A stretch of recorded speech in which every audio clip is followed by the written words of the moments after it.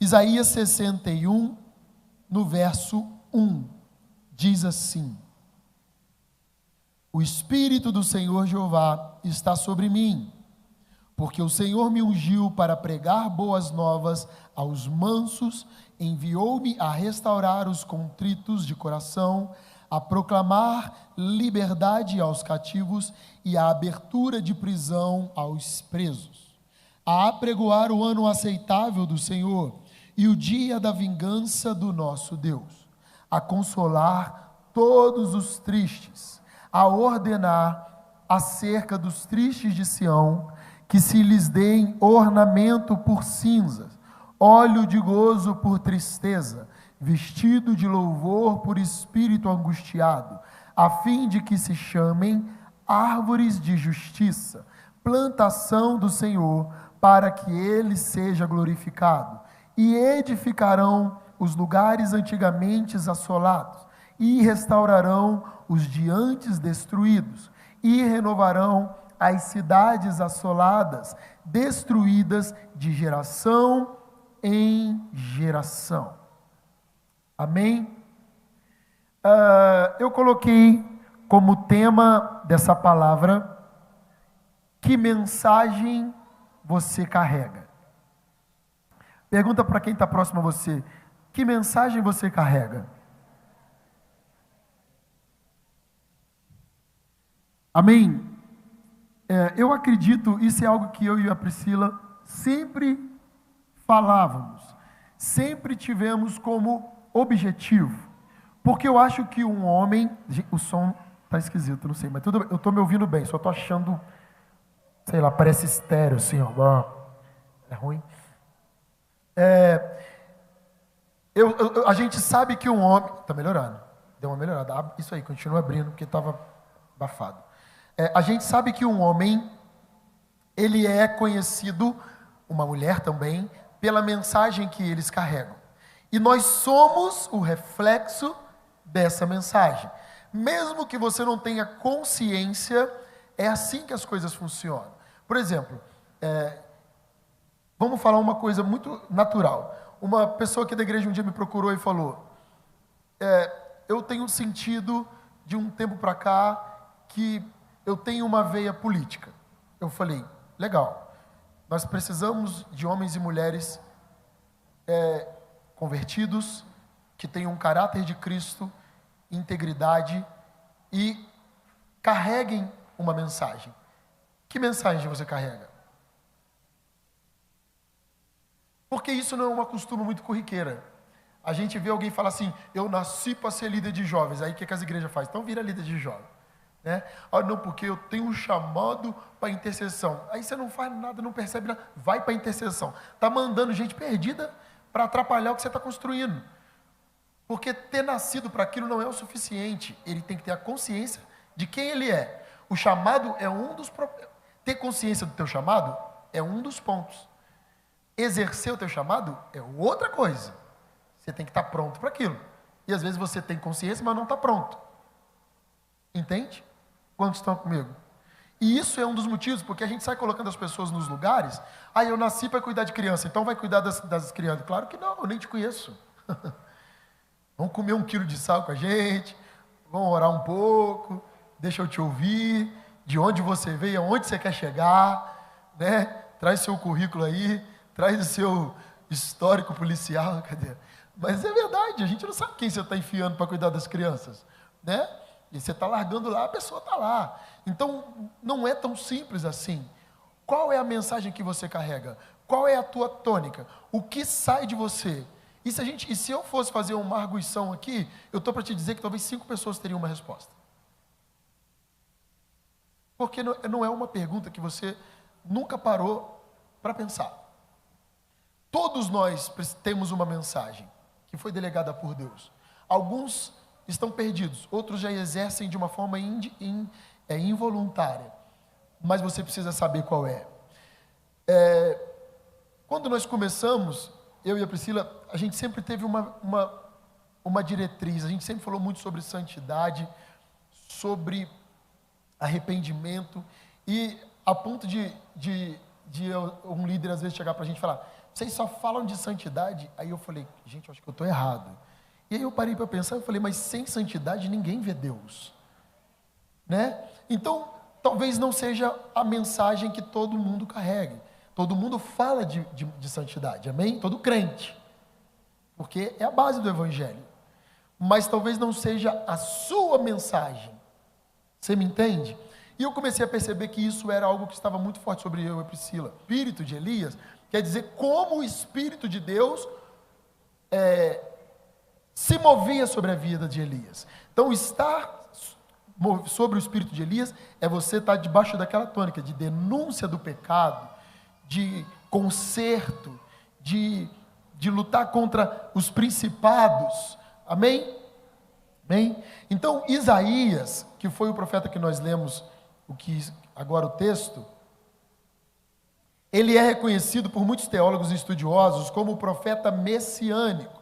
A sua missão era de forma profética, anunciar o tempo inteiro de sua chamada ministerial, a vinda de Jesus e as reformas que isso causaria na sociedade vindoura. Olha que coisa forte.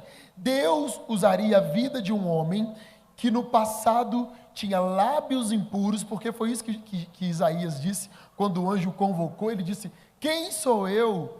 Eu sou um homem de lábios impuros e habito no meio de um povo de impuros lábios.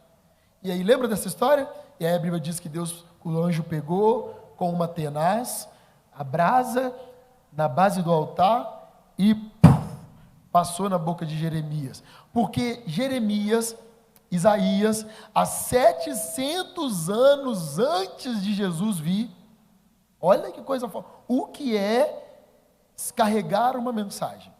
700 anos antes do Messias vir, ele anunciava a vinda do Messias e ele profetizava como seria a vida do Messias na terra. Isso é poderoso, porque quando você descobre a sua mensagem, Deus te usa de uma forma potencializada para falar sobre o que Ele está fazendo e sobre o que Ele ainda vai fazer. Independente se você tem chamado profético para ser profeta. Você entende? Porque a mensagem de Deus, ela é viva e ela é eficaz. É real. Amém? Como diz, quem foi que falou isso? Foi Spurgeon? Que a Bíblia, ela é mais atual do que o jornal de amanhã. Foi quem? Foi Charles Spurgeon? Agora eu estou na dúvida. Mas foi um desses homens de Deus aí. Então Deus usaria a vida de um homem que no passado tinha lábios impuros, tocaria com brasas vivas do altar, purificaria, reformaria, santificaria e transformaria suas declarações e as suas proclamações. Mas é isso que eu quero que você entenda. Existe uma mensagem de Deus sobre você, não é só para você, ela está sobre você para essa geração. Entende? Então, quem é a primeira pessoa a ser transformada pelo peso dessa mensagem? Você. Então, você não é só um canal, você é um canal da manifestação, porque é onde Deus se manifesta a reforma. Então, Isaías, ele foi purificado, reformado nos teus valores, santificado e transformado em sua conduta. A partir daí, o Senhor revelou para ele qual era a vontade de Deus a respeito da vida de Isaías. Então, como eu disse, ele nasceu aproximadamente 700 anos antes de Jesus. E um dos grandes momentos do profeta Isaías geraram conexão, olha que forte. Um dos grandes momentos do profeta Isaías gerou conexão entre o passado ilógico do nosso presente, quando foi quando Jesus usou uma profecia de Isaías a descrever parte de sua missão e propósito. Quando Isaías falou esse texto, era um passado ilógico, era algo que não tinha muito sentido. As pessoas ouviram e falaram: ele está falando dele ou ele está falando de alguém que virá? Porque ele disse: o Espírito do Senhor está sobre mim, ele me ungiu. Era algo ilógico. Quem é tu, Isaías? Até semana passada você estava falando palavrão até, mas ele estava dizendo algo que ligaria a palavra do passado com a ação de Deus no presente, mostrando que Deus era o mesmo no tempo de Isaías, o mesmo quando Jesus estava aqui em carne e para sempre. Abra comigo em Lucas capítulo 4, no verso 16. Ouve aí.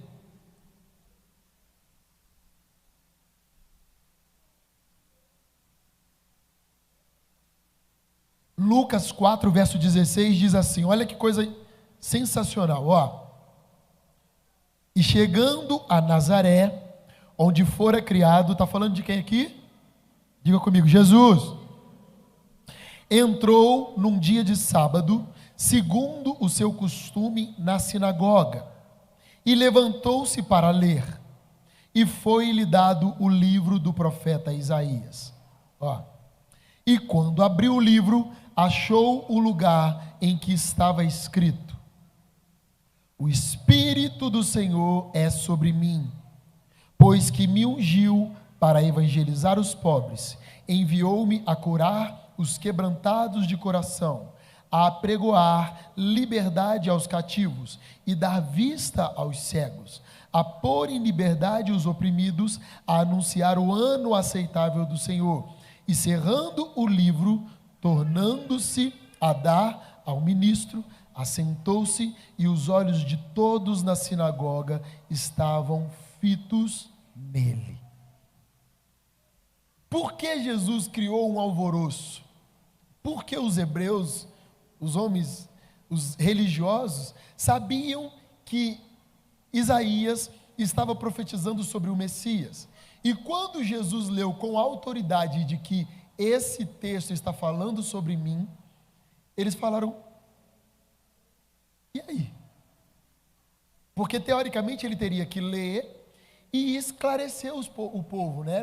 Era um momento de culto ali. E dizer, descrever, discorrer sobre o texto, dissertar sobre o texto, explicar que Isaías estava falando sobre o Messias que viria, mas ele sabia que era ele. Jesus sabia que aquele texto estava se referindo à pessoa dele. E quando ele leu, ele estava anunciando para aqueles homens: cheguei. O passado ilógico anunciava a minha vinda. E hoje eu estou aqui, sendo verdade no presente de vocês. Entende o peso de uma mensagem? Entende o quanto é importante você saber qual mensagem você carrega? A mensagem que Isaías carregou consigo revela o tamanho e o peso de responsabilidade daquele a quem ele anunciava. E quem Isaías anunciava? Diga comigo, o Messias.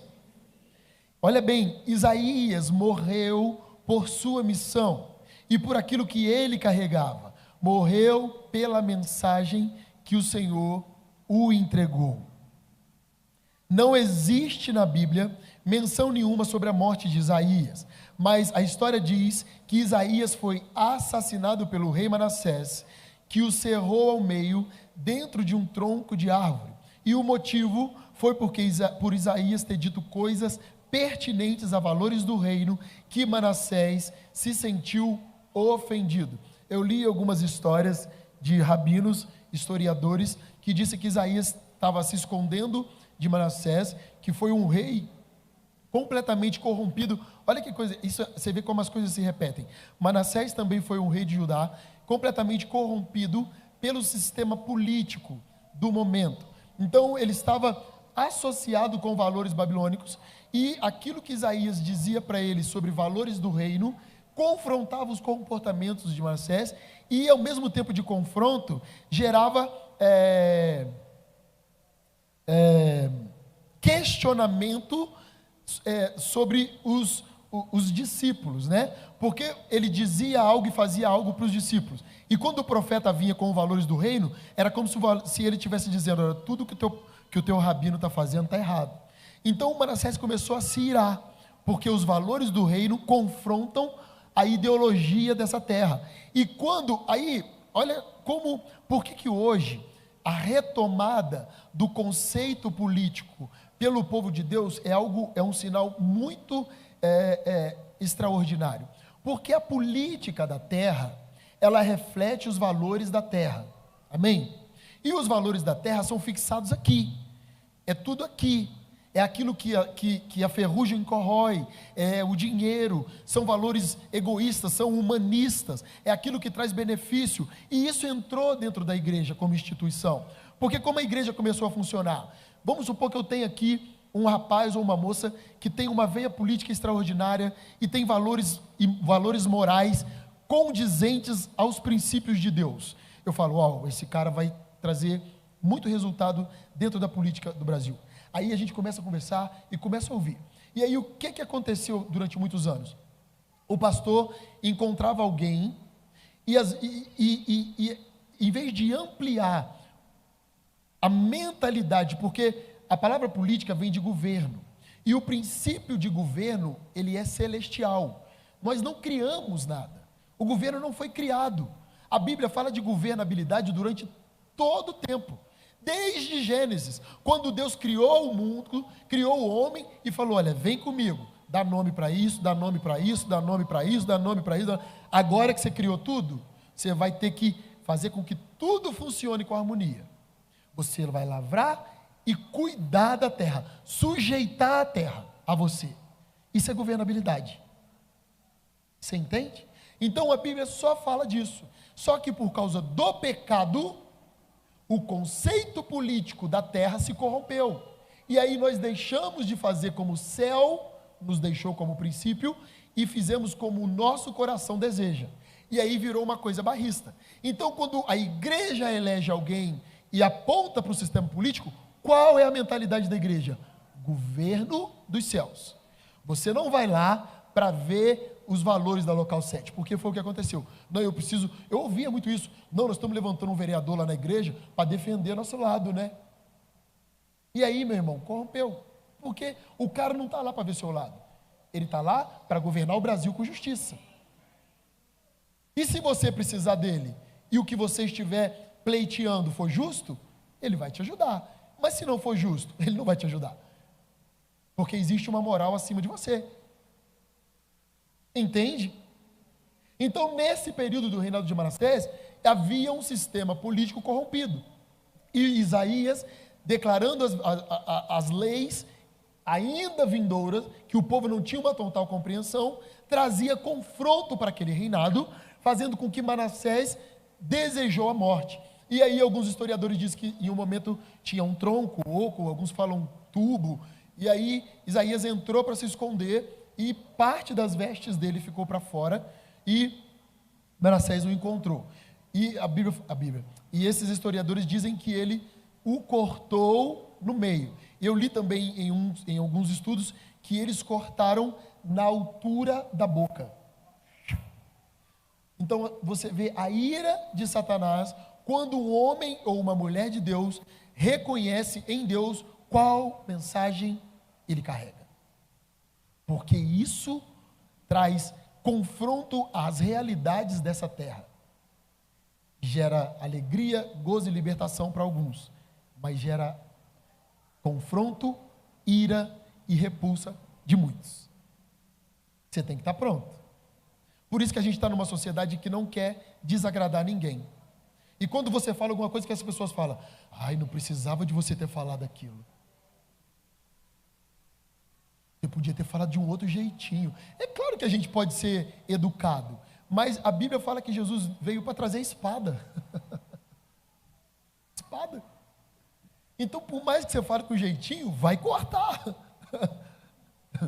Não tem jeito. Você está comigo ou não? Bem, quando carregamos uma mensagem vinda de Deus, somos claros e completamente compreendidos ao declará-la. Eu falo isso muito em todos os sentidos. Isso serve para tudo, serve até para a tua liderança profissional. Eu ensino aqui os meninos, e como isso ajuda depois quando você se torna profissional. Irmão, você quer ser um homem de sucesso, independente da tua profissão, sirva na igreja. Porque não tem lugar melhor para formar uma liderança de qualidade do que a igreja. Eu estou te falando de experiência própria. Pensa num cara inseguro, tímido, que nunca imaginou pegar no microfone. Estou te falando. Inseguro. Mas o Espírito do Senhor estava sobre mim, me ungiu. É assim que Deus faz. Então, o que faz uma liderança de sucesso em Jesus, ou uma liderança de sucesso, é claro que é a vida de Deus, mas é a clareza do que você espera. As pessoas que andam com você precisam saber exatamente o que você quer. Sabe quando o povo fala assim, não, pastor Frank é chato, não bota o púlpito para cá não, bota o púlpito para lá, não põe a água virada, põe a água, parece tique, mas é clareza, as pessoas sabem o que eu penso. Ninguém vai andar comigo e vai dizer assim, você não falou, quando fala eu falo. Quer que eu desenho? Porque isso é uma maneira do cara sair pela tangente, né? Eu ouço isso. Eu estava esperando isso eu falar, estava nada, você é preguiçoso, você é enrolado. Mas quer que eu faça o quê? Vamos desenhar, vem cá. Pega um lápis de cor, amiguinho.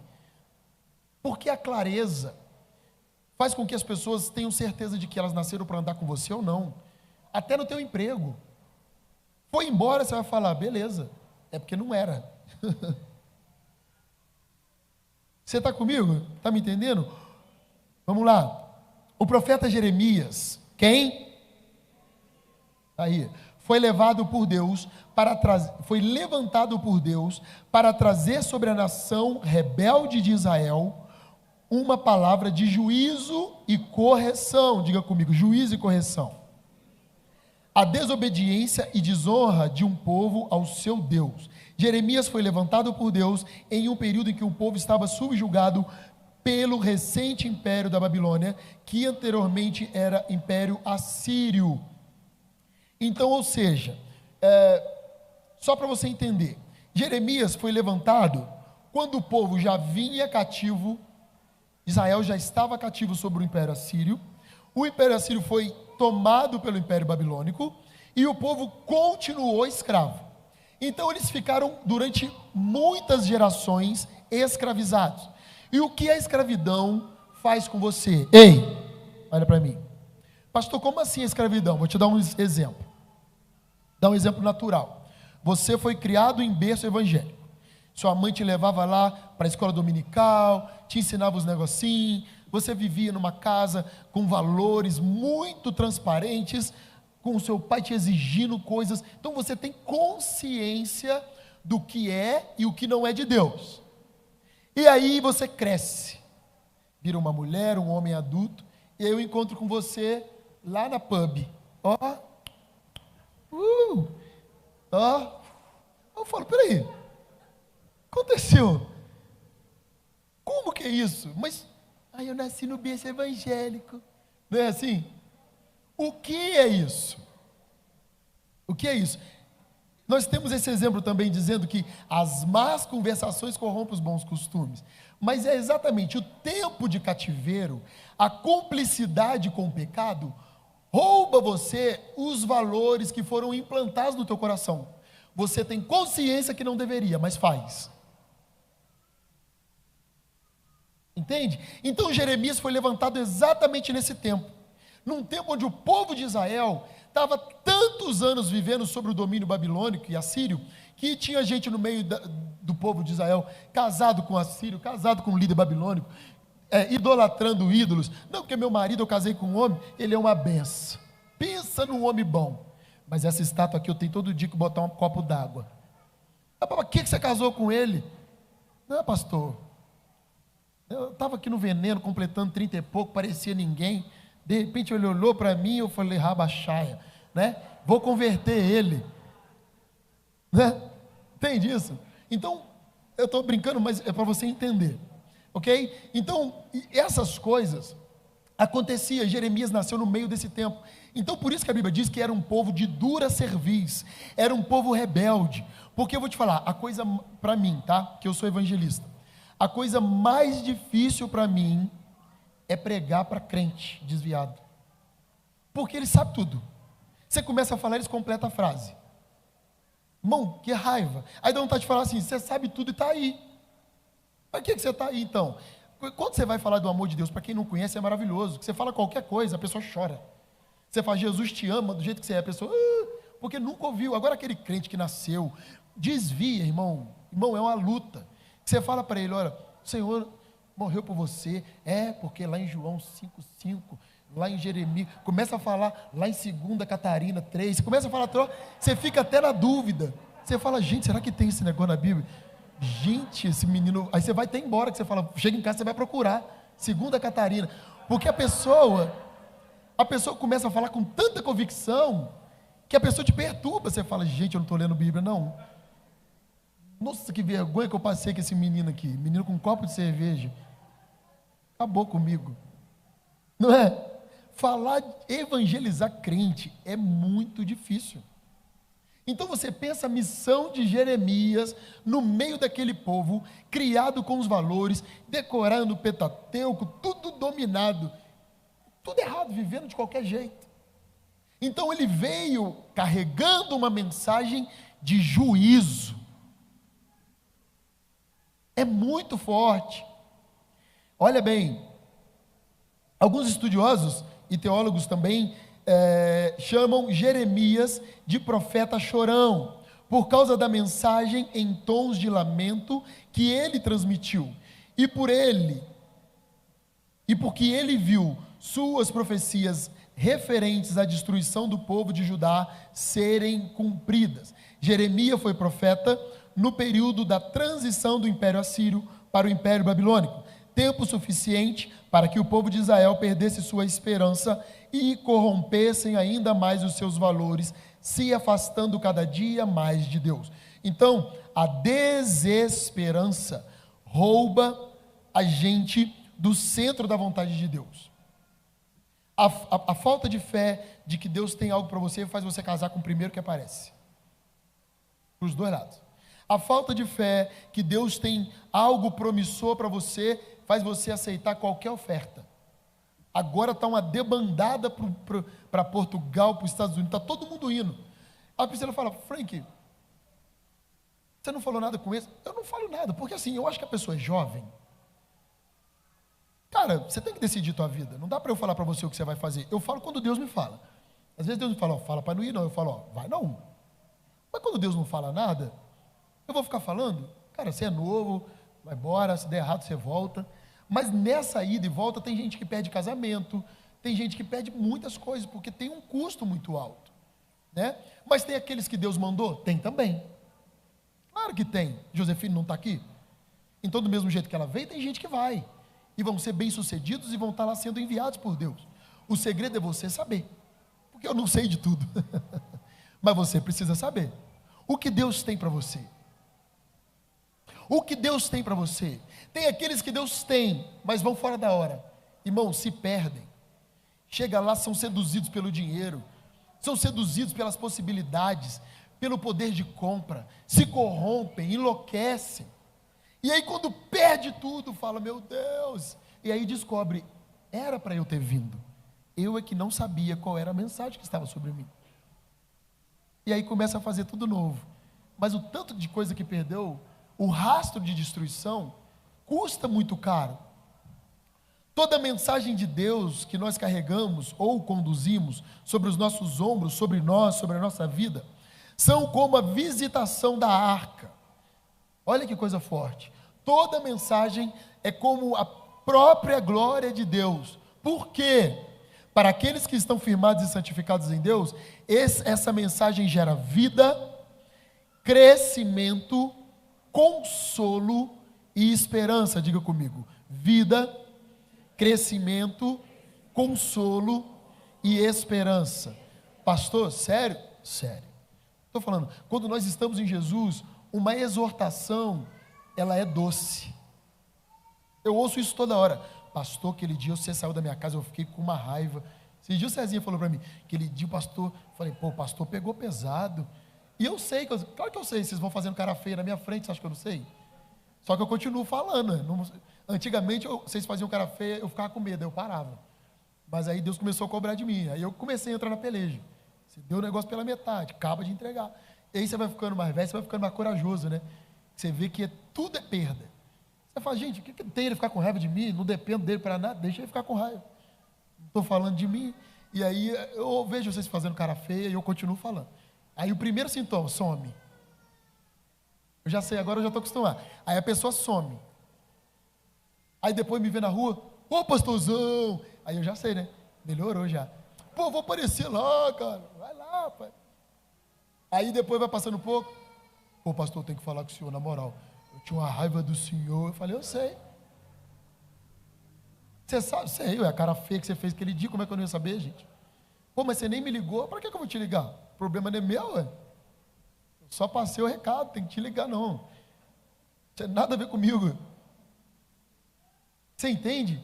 Porque a exortação, quando ela é dada para alguém firmado em Deus, ela pode ser ruim, mas ela traz um sabor doce. Você digere e entende que aquilo é para o seu crescimento, que aquilo te traz vida, que aquilo traz para você consolo e gera em você esperança. Sabe aquele momento que você não tem dinheiro para pegar um ônibus? Quem já passou por isso, além de mim aqui? Gente, o resto aqui é rico. Gente, vocês nunca tiveram dinheiro para pegar um ônibus? Olha, bem-aventurado vocês. Eu já tive muito. O salto da Priscila que sabe. Vamos andar a pé. Eu já contei a história do salto aqui, qualquer dia eu conto de novo. Quem nunca ouviu a história do salto da pastora Priscila? Olha lá. Ela fala que eu conto todo dia. O povo não sabe não, gente. Vou contar ou não? Não, né? Os velhos sabem, já contaram de 500. Outro dia eu conto. Então, esperança. Traz expectativa, porque às vezes você está lá num dia que você não tem R$1. Mas até a tua falta de dinheiro é Deus provando, formando, reformando os seus valores. E aí no dia que você não tem R$1, eu falo para você assim, na oração você não vem, né? Aí você fala, nem me perguntou como que eu tô. Pastor grosso, não falou, eu fiquei uma semana sumida porque eu não tinha dinheiro, eu estava depressivo e ele nem me perguntou, já chegou me dando exortada. Irmão, vou te falar, tem vezes que a minha vontade é perguntar, mas Deus não fala, não pergunta nada, porque ela está acostumada com esse paparico. Não faz o que todo mundo faz, não. Vai direto. Porque todo mundo já faz essa parte. Oi, amiga, tá sumida. Né? Povo falso por trás, está tudo falando, olha lá, quer nada com Jesus, ó. Só vem quando tem festa. Aí eu pulo essa parte, né? Eu já vou direto, falo, vem cá, você não tem compromisso não? Você está numa pindaíba, a hora que você tinha que estar orando, seu casamento está um rolo, está desempregado, vem orar, meu amigo. O cara pensar rápido, ele podia falar assim, me dá passagem que eu venho. Mas na hora o cara fica com raiva e não pensa. Aí eu saio bem. Eu falo e ó, deixa ele lá remoer. Porque vai trazer esperança, porque as pessoas no fundo vão falar, uau, a igreja está cheia de gente, ele notou minha falta. Por que ele notou minha falta? Deus falou alguma coisa com ele de mim, porque será que é só eu que não venho? O cara na carne fala assim, ó, até o discípulo dele não veio. O esperto fala, uau, ele não cobrou do cara, mas cobrou de mim. Então existe algo sobre mim. Deus está interessado em mim. Entende a diferença de visão? Mas para quem está fora do propósito, gera crise, confronto e juízo. Porque a palavra de Deus é para nos dar vida, mas aqueles que não estão em Deus recebem como morte. É o cara que fala, eu estou decepcionado e saí da igreja. Cara, mas a tua decepção te afastou de Jesus? Foi Jesus que te decepcionou? Não, foi o cara, então não justifica. Decepcionado você pode ficar, largar Deus não. É porque você está na carne. Está comigo? Amiga, nunca mais eu volto. É isso aí mesmo. Abre comigo em Jeremias 29:16. Amiga, você contou para ele a minha vida? Não, contou nada.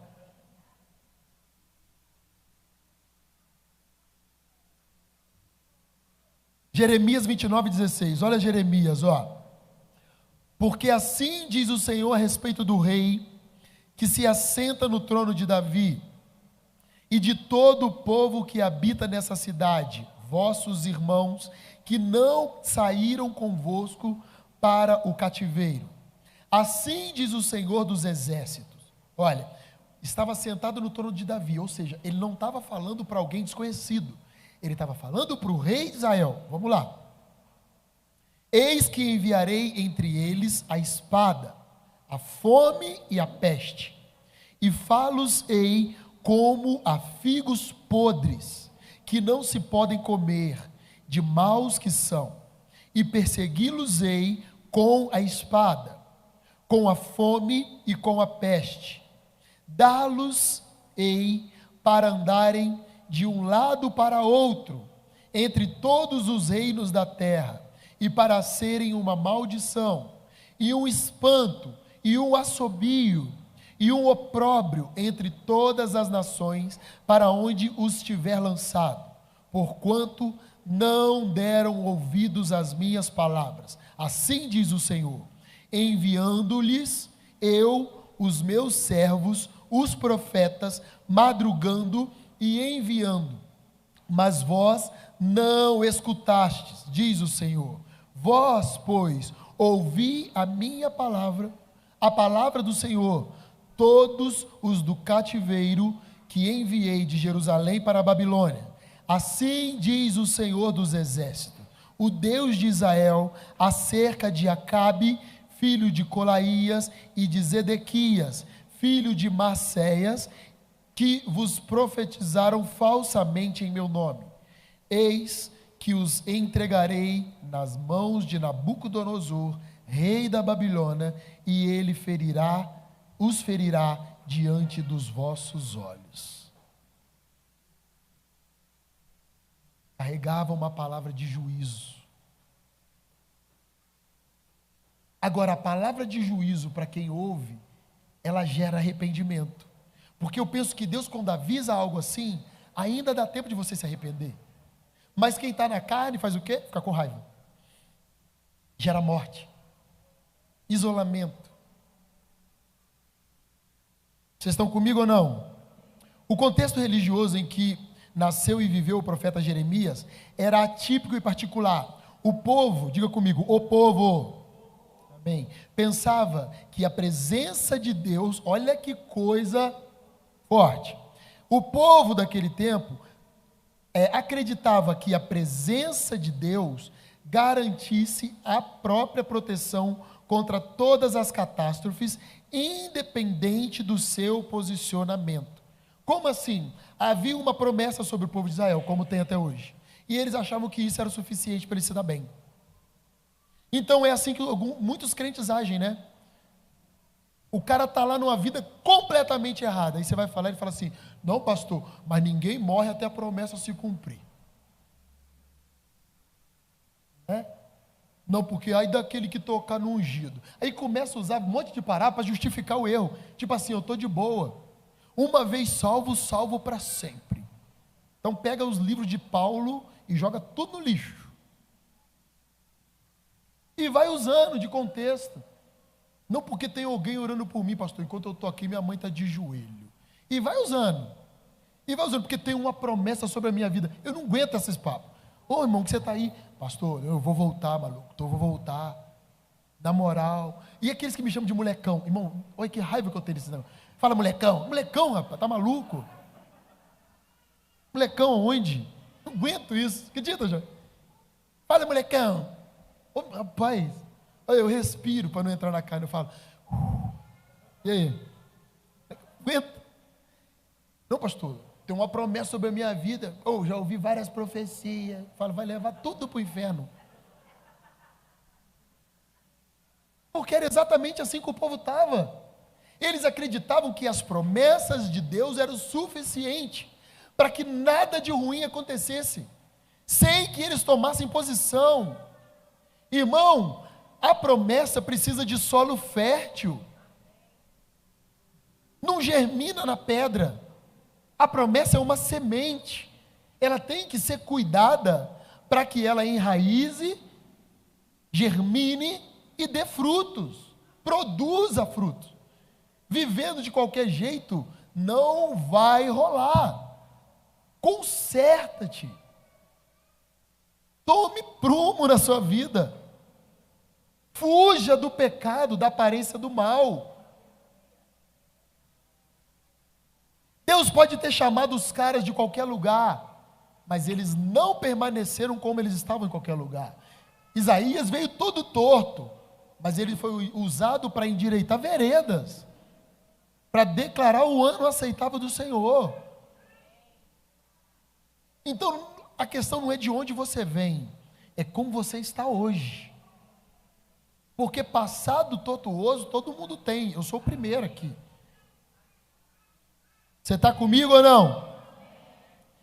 Presta atenção, de fato, muitos acreditavam que enquanto Samaria foi destruída, Deus tinha livrado milagrosamente Jerusalém da guerra, pois nela estava o seu templo. Por isso, olha bem como eles eram presunçosos, irmão. Deus destruiu Samaria porque se corromperam, mas Israel foi poupada, porque o templo do Senhor estava lá, até ser destruído, né? Presta atenção, olha bem. Porque o templo do Senhor estava lá. Por isso, no tempo de Jeremias, o povo tinha convicção que se a presença de Yahvé no seu meio lhe protegeria de seus inimigos. Jeremias anuncia que tal confiança, sem nenhuma atitude pessoal, diga comigo, atitude pessoal. Ele disse que essa confiança da proteção de Deus, sem nenhuma atitude pessoal, traria destruição para Jerusalém. E foi o que aconteceu. Por que atitude pessoal? Por tudo que eu disse. Irmão, não adianta, a igreja é uma benção. Nossa igreja é uma benção. Olha, na igreja tem poder de Deus. Nosso pastor orou por mim, botou a mão na minha cabeça, até cair. Às vezes você está até endemoniado, você não sabe. Então, presta atenção. Não adianta. A salvação é individual. A Bíblia diz que vão ter dois na cama, um vai, outro fica. O posicionamento é seu. Ninguém toma por você. Você está comigo? Abra aí em 2 Reis, capítulo 19, no verso 32. 2 Reis.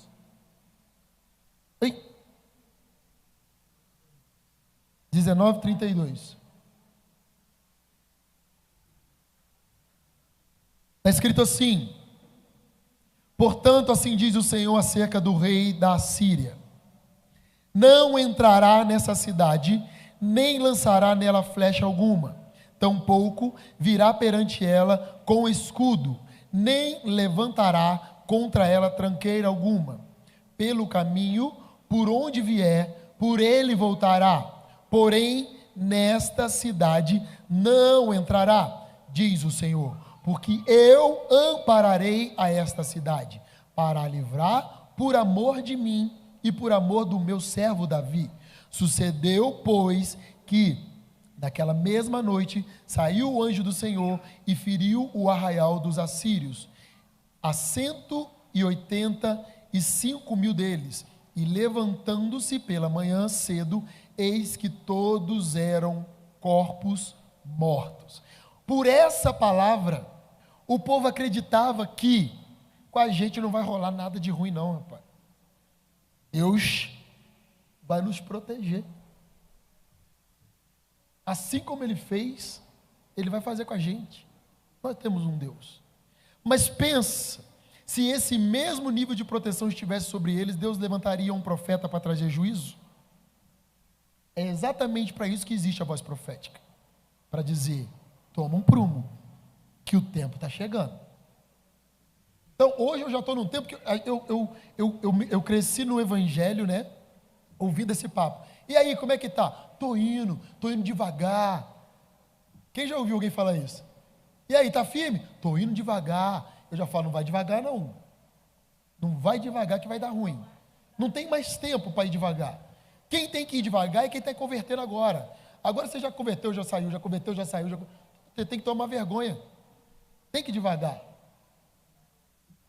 Mas devagar para onde, irmão? Está comigo? Então para de falar isso. Eu estou indo devagar. Para onde? Tem essa. Eis que estou à porta e bato. Se você abrir, entrarei e cearei contigo. Não tem que esperar. Ele bate na porta, estou tomando banho. Pensou se fosse assim? Mas é isso que está acontecendo hoje. Calma aí, Jesus. Estou botando a água no fogo aqui, vou passar. Já estou indo. Me pegou desprevenido, estou vestindo a roupa. É a tua salvação que está em jogo. Não é vendedor de Tupperware, meu amigo. É agora. Não é um plano futuro. É hoje. Estão comigo? Segundo alguns estudiosos judeus, o profeta Jeremias, olha só, irmão, olha o preço de você carregar uma mensagem e ter a convicção que ela vem de Deus e não ter medo de ser a tua mensagem. Porque quando existe uma mensagem de Deus sobre você, você não só carrega, você é a mensagem. Porque hoje a gente tem muita gente, eis que vos digo, e a hora que você olha para a vida da pessoa, que você começa a frequentar a casa, você fala, gente, tem alguma coisa errada, porque era melhor quando eu conhecia ele só no culto. Esse cara é meio descontrolado em casa.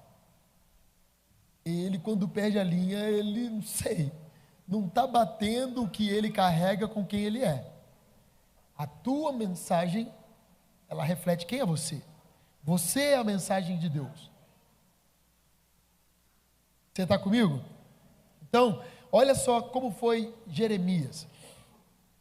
Ele foi apedrejado e morto pelos seus contemporâneos. Olha bem, morto pelos contemporâneos, não foi pelos inimigos. Ouve. Quando residia no Egito.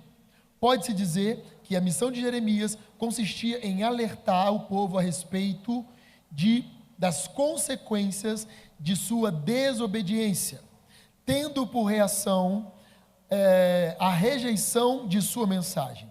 Ele se tornou um dos profetas que anunciaram o exílio, no qual viu seu povo perder suas instituições e a própria terra. Se apresenta como um homem que andava sozinho, incompreendido, perseguido até pelos membros de sua família. Agora, por que as pessoas não querem viver a essência do Evangelho? Porque o povo não quer estar mal com ninguém. O povo não quer estar mal com ninguém. Nós temos uma necessidade de ser aceito por todo mundo. Já viu? Quando os outros falam assim, meu amigo te conheceu, ele te amou. Irmão, como é bom, né? Agora, e você nem pergunta quem é. Agora, quando a pessoa vem e fala assim, nossa, tem um amigo meu que te odeia. Primeira pergunta que você fala, quem é? Porque você tem necessidade de redimir. O que eu fiz com ele? Eu não estou dizendo que você está errado. Claro que é bom você saber, e às vezes o que você fez estava na carne. Você tem que ir lá se... Mas a rejeição nos gera crise. E não existe profeta, para um tempo tão corrompido, que não gere rejeição. Porque os valores de Deus são contrários aos princípios dessa terra. Tudo que você falar vai gerar confronto. Não é agradável. Traz vida, mas gera confronto. Vocês estão comigo ou não? Amém? A mensagem que você carrega sempre trará sobre você valores e consequências. Diga comigo, valores e consequências. Tudo depende de onde sua mensagem ela é fundamentada. Sempre vai ter, seja ela uma mensagem da carne ou uma mensagem do Espírito. Ela é recheada de valores e trará sobre si consequências. Você está comigo? Se ela for fundamentada em Deus, os valores e as consequências serão espirituais, celestiais e eternos. Diga comigo, espirituais, celestiais e eternos. Mas se a sua mensagem for fundamentada em valores do mundo, serão carnais ou naturais, terrenos e passageiros. Não dura. Não dura. É aquele papo assim, amiga, esse menino é de Deus, aí o Senhor que trouxe ele para mim. 3 meses depois, e aí? Aí terminei. Mas, onde que Deus entrou no negócio? Saiu já? Canta até aquela música, Deus me deu. Porque Deus Deus é esse, gente? Pastor, olha, é de Deus. 3 meses, pastor, vi que não era de Deus, não. Falei, como é que é isso? Então, aquela hora que você ouviu era Satanás? Não, pastor, o que pastor? Eu não estou entendendo. Porque os valores fundamentados nessa terra são passageiros, não duram. Às vezes era de Deus, mas você fez rolo. Né? Tem isso também. Que às vezes era de Deus, mas fez rolo. Como diz minha sogra, deitou antes da hora, pronto. Acabou. João Batista, diga comigo, João Batista. Carregava sobre si uma mensagem de arrependimento dos pecados. Diga comigo, arrependimento dos pecados. Tudo que saía de João Batista lutava contra o sistema religioso e político que havia se infiltrado no povo de Deus naquele tempo. João Batista também nasceu num período como de Elias, onde a religião estava mancomunada, andando de mão dada com os valores políticos terrenos. Mais uma vez, a política, a essência da política, ela é celestial. Mas quando o pecado entrou no mundo, ele corrompeu. Tem como consertar? Colocando homens que carregam sobre si a mensagem do Evangelho, que vão sustentar ou tentar sustentar os valores, princípios morais de Deus dentro de um meio tão corrompido. Mas João Batista também nasceu naquele tempo de Caifás, de Herodes e tantos outros homens que estavam ali andando juntos, negociando bênçãos, negociando princípios que eram inegociáveis, negociando coisas que não tinham como negociar. Então João Batista nasceu exatamente naquele tempo, junto com Jesus. Amém? E tudo que saía dele, de João Batista, lutava contra isso. João Batista era um reformador do seu tempo e vivia de uma maneira tal que o seu estilo de vida confrontasse toda a maneira corrompida de viver daquela geração. Olha que coisa forte. João Batista era filho de um profeta, de Zacarias. Havia sobre ele um legado profético. Ele teria privilégios por fazer parte de uma linhagem sacerdotal. Ele teria uma herança por ser filho de quem ele era. Mas a mensagem que ele carregava o proibia de desfrutar de valores que eram contrários à vontade de Deus. E ele se tornou a própria mensagem. Então, se para ele ser sacerdote, ele tinha que andar com a veste, com a estola, morar não sei aonde, viver assim, ter alguns rituais, ele falou, então, já que não é, então não vai ser. Vou vestir pele de animal, amarrar um cinto no meio, comer gafanhoto e mel, e morar no deserto. E a Bíblia diz que toda a Judéia ia lá, o povo o procurava para ser batizado, por um homem que vivia completamente fora dos padrões, mas que carregava uma mensagem de vida, que carregava sobre si uma mensagem de esperança, que carregava sobre si uma mensagem de uma eternidade que nós almejamos. Que mensagem você carrega? Pastor, não sei. Descubra. Nesse lugar está o teu destino e a tua felicidade. As tuas crises de ansiedade, as tuas aflições na solidão, o teu sentimento de abandono está na ausência da revelação que o Senhor tem para você. O dia que você descobrir isso, você nunca mais terá crises na tua alma, porque você vai entender o que é morrer, ser lucro. Está comigo? Mateus capítulo 3, no verso 1, diz assim, Mateus 3, 1, e naqueles dias apareceu João Batista pregando no deserto da Judéia, e dizendo, arrependei-vos, porque é chegado o reino dos céus. Porque este é o anunciado pelo profeta Isaías, que disse, voz do que clama no deserto. Olha como Isaías era um homem, gente. ele falou até de João Batista, 700 anos atrás. Irmão, pensa no tempo de hoje, você ser usado por Deus para falar de uma coisa que o povo, gente, isso é uma loucura, velho. A pessoa tem que ter muita segurança de quem ela é, porque vai virar chacota.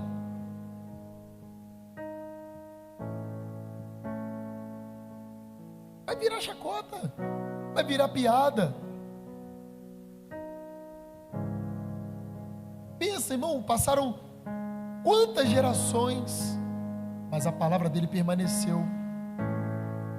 E aí Jesus veio e confirmou, João Batista veio e confirmou aqui de novo, olha, versículo 3, porque este é o anunciado pelo profeta Isaías, que disse: voz do que clama no deserto, preparai o caminho do Senhor, endireitai as suas veredas. E este João tinha o seu vestido de pelo de camelo e um cinto de couro em volta dos seus lombos, e alimentava-se de gafanhotos e de mel silvestre. Então ia ter com ele Jerusalém e toda a Judéia e toda a província adjacente do Jordão, e eram por ele batizados no Rio Jordão, confessando os seus pecados. Olhe para mim, João Batista, como eu disse, havia sobre ele uma linhagem sacerdotal, mas aquilo pelo qual ele foi comissionado ou convocado era muito maior do que a sua simples existência. Existe talvez sobre você uma linhagem, mas o que o Senhor tem para você faz com que toda a sua existência se torne perda. Toda a sua genealogia se torne farrapos, pano de trapo, porque a tua essência está naquilo que Deus tem para você. É lá que está a tua plenitude. Fala, pastor, eu estou me sentindo angustiado. Descubra qual é a mensagem que Deus tem para você. Existe algo e você vai ter um direcionamento. Você vai parar de ficar pegando um, namorando o outro, porque você sabe que Deus tem o melhor. Você vai ficar, eu não sei, fazendo curso, saindo de faculdade, entrando de faculdade, correndo atrás de dinheiro, lutando, porque você sabe que o que Deus tem é o melhor. Você entende? Nós estamos, a palavra de Salomão nunca foi tão viva.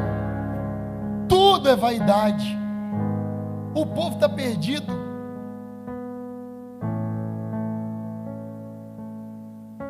O povo está perdido. Que aí você busca a grana, você consegue a grana. Você busca o emprego, consegue o emprego, porque você estuda, faz curso. Mas aí perde a família, perde o filho, e aí eu falo com ele: pega agora o dinheiro e compra. Vai lá comprar a tua família, porque agora você tem o dinheiro.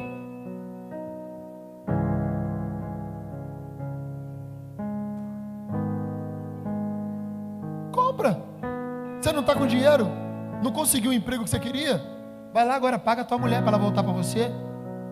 Paga teus filhos para sair da droga.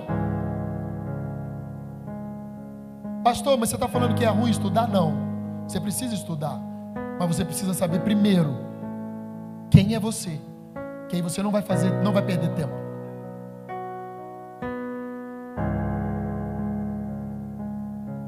Você está comigo ou não? Havia sobre ele uma mensagem: arrependei-vos, porque é chegado o reino de Deus. Olha para mim, que mensagem que você carrega?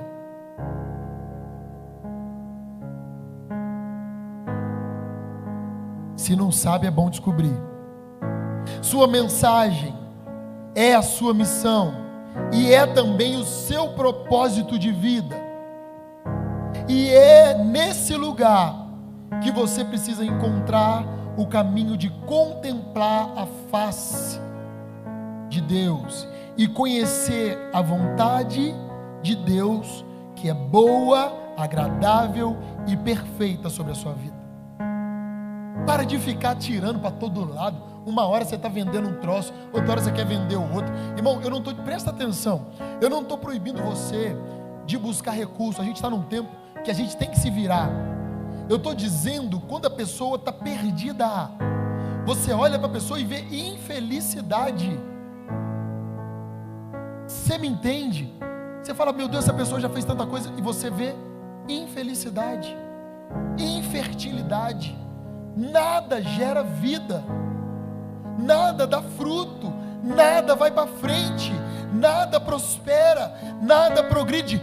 Para tudo, para, aquieta a tua alma, busque a face do Senhor e diga: Senhor, se revela para mim, não quero mais sofrer, eu sou teu filho, eu não aceito isso sobre mim. Qual é a tua mensagem a meu respeito?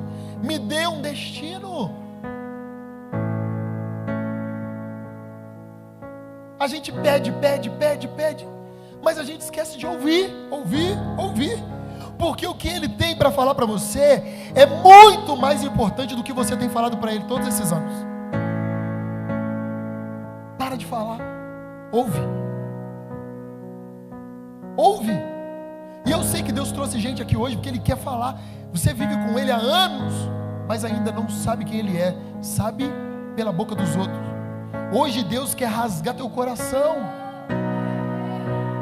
de uma forma avassaladora, produzindo fruto, resultado.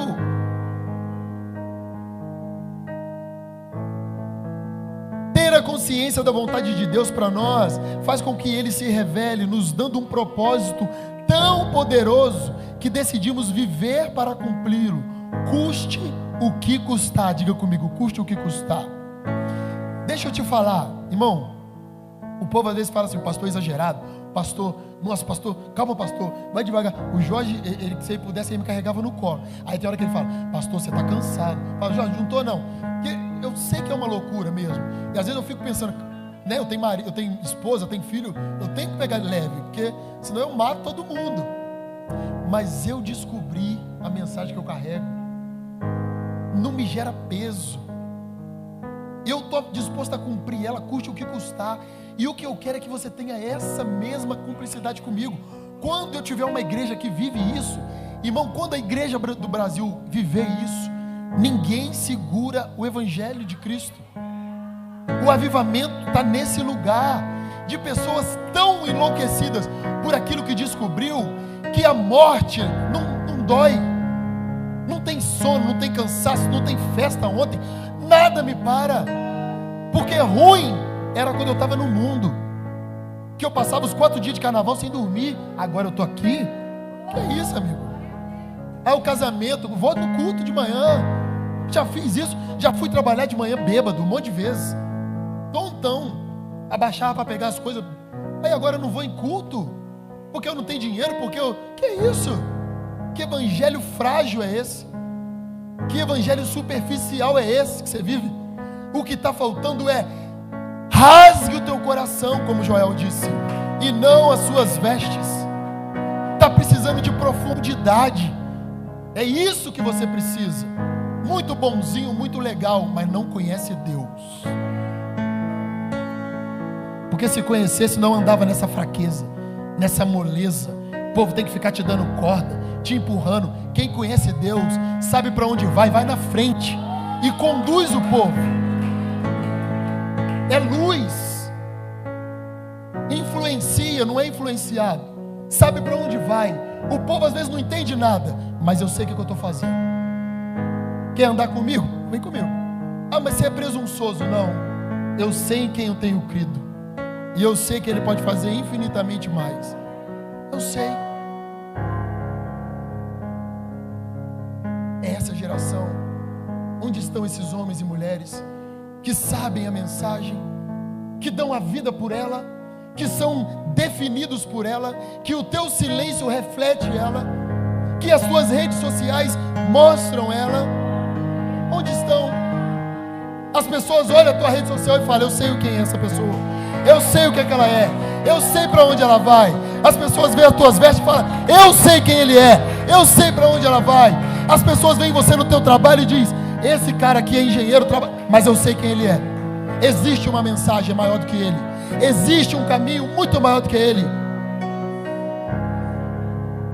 A mensagem de João Batista trouxe alegria ao coração de Deus e ira ao coração dos príncipes desse mundo, a ponto de decapitarem João Batista por se sentirem ofendidos por aquilo que ele carregava. Irmão, eu vou te falar, eu já fui um cara extremamente inseguro, e como eu suplantava a minha insegurança? Eu era o bobo da corte, eu era aquele que fazia todo mundo rir. Eu chegava na rodinha, eu tinha que ser um engraçado. Sério, eu tinha que fazer o povo rir. O dia que Jesus entrou, que mudou, aí eu comecei a ouvir assim, eu lembro direitinho: ai, depois que você converteu, você ficou triste. Eu falei: não, eu não fiquei triste, eu sei quem eu sou. Eu não preciso de fazer você se agradar de mim mais. Se você gostar de mim pelo que eu sou, tá bom. Se não, é só você não andar comigo, porque agora eu tenho uma identidade. Eu sei a mensagem que eu carrego. Existe algo de Deus sobre mim. Eu não preciso forjar mais nada. Gostou de mim? É isso. Não gostou? É isso também. Porque a minha preocupação é agradar o coração de Deus. E por isso eu morro. Por isso eu vou até o fim. Por isso eu escalo montanhas. Por isso eu vou nos vales.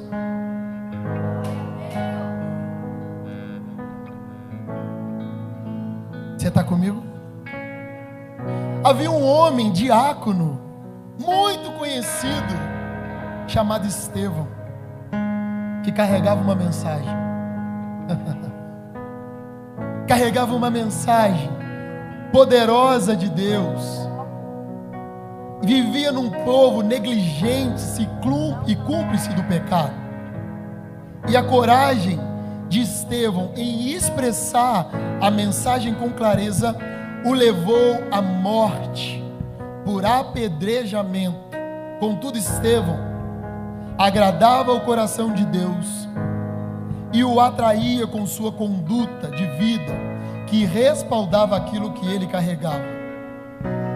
João Batista pregava o arrependimento, e um dia ele confrontou um dos reis daquela época e disse: não é lícito que você se deite com a mulher do seu irmão.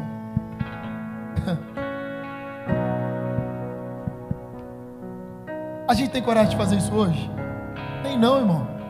Porque se eu falar com ele, o que ele vai falar comigo? Irmão, quando você sabe a mensagem que você carrega, nem que isso custe a tua vida. Custou a cabeça de João Batista, mas ele não se calou. A mensagem custou a vida de Estevão. Ele via aquele povo perdido, se deitando e dando em casamento, fazendo um monte de bobagem. Ele começou a falar, e ele falou: o povo atravessando no deserto murmurava e Deus dava água, murmurava e Deus fazia o pão cair do céu. E aí depois o povo foi para a terra prometida, murmurava, Deus fazia ele ser cativo. E ele foi falando, aí ele chegou na hora e falou: e até hoje vocês são assim. Deus continua fazendo, Deus continua realizando, Deus continua provendo, e vocês continuam sendo um povo de dura cerviz. E aí a Bíblia diz que o povo tampava os ouvidos e gritavam. E ele continuava falando, e o povo: apedreja esse cara. Diz a palavra que levaram Estevão para fora da cidade, tiraram a capa dele, jogaram nos pés de Saulo e começaram a jogar pedra. E ele, ainda defendendo sua mensagem, disse: eu vejo os céus abertos.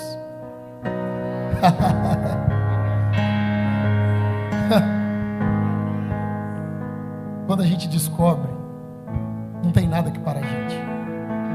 Não tem culto demorado. Você nem olha no relógio, porque você fala: ele está falando de mim. É isso que eu preciso. Estou aqui há 1000 anos, frequento a igreja a vida toda, mas agora eu percebi que eu estou perdido. Senhor, rasga o meu coração nessa noite. Eu não posso sair daqui do jeito que eu cheguei. Tem que acontecer algo dentro de mim. E para terminar, eu quero falar de alguém que enquanto esteve em nosso meio, que coabitou, que tabernaculou, Jesus, 100% homem e 100% Deus, a mensagem de Jesus era a salvação e remissão dos pecados. E ele veio para selar o que eu estou dizendo, que quando nós sabemos a mensagem, que custe a morte, mas nós vamos entender que o que eu carrego está extremamente acima de quem eu sou. O que eu sou é pano de trapo, não presta para nada, mas o que eu carrego, isso sim é algo poderoso e de valor. É nisso que eu sou justificado em Cristo. Você está comigo? Vamos terminar juntos. João capítulo 10, no verso 9, Jesus dizendo: eu sou a porta. Olha a certeza. Se alguém entrar por mim, salvar-se-á, e entrará, e sairá, e achará pastagens. O ladrão não vem senão para roubar, matar e destruir. Mas eu vim para que tenham vida e a tenham em abundância. Jesus sabia qual era a missão. Jesus sabia o que estava sobre ele. Não tinha dúvida. Isso lhe custou a vida, porque gera intriga, gera confronto, gera ira. Mas ele estava disposto a morrer, porque o que estava sobre ele valia mais do que quem ele era como homem.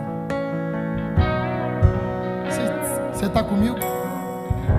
Olha o próximo, João capítulo 6, para terminar o último versículo, no verso 38. Você está queimando aí?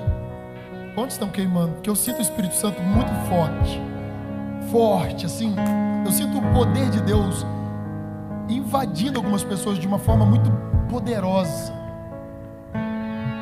Porque é hoje, amigo, não dá. Alguma coisa tem que acontecer. Vem para a igreja, vai embora. Vem para a igreja. Não dá. Estou frio, estou desanimado, melhorei. Agora estou bom. Esfriei de novo. Como? Não dá. Tem que ter algo maior do que você, do que as fraquezas, do que as dificuldades, do que as crises, do que as acusações, do que as calúnias, do que as prisões. A gente não pode temer essas coisas. Vai me prender? Então me prende. Mas eu carrego uma mensagem. Vai falar de mim? Fala mal de mim, calunia, mas existe uma mensagem, é maior do que eu.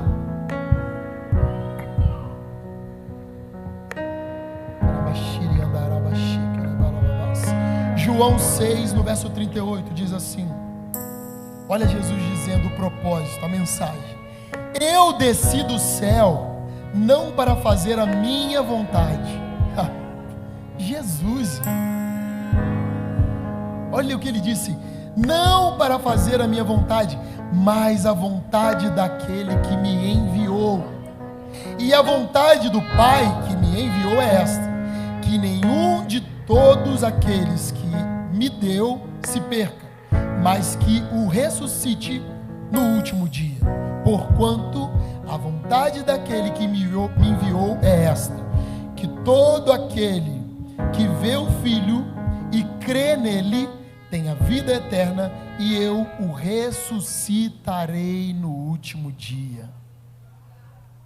Olha para mim. Olha para mim. Qual mensagem você carrega? Pastor, você gerou uma crise porque eu não sei. Eu sei disso. Eu já sabia disso. Mas hoje é o dia de você descobrir. Porque senão nós nunca seremos uma igreja. Nós nunca seremos a noiva. A noiva conhece o noivo. Se você fizer qualquer pergunta sobre o noivo, a noiva sabe responder, porque existe cumplicidade. E às vezes até hoje você não é noiva.